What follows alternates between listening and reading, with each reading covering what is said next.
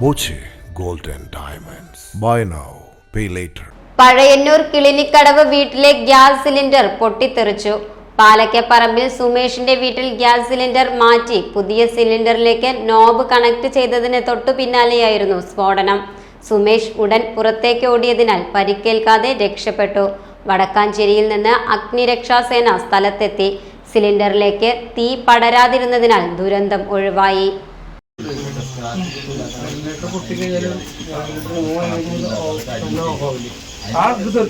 നേരം കഴിഞ്ഞാൽ ആ ഇത് പോയി കഴിഞ്ഞാൽ ഗ്യാസ് അപ്പൊ നമ്മൾ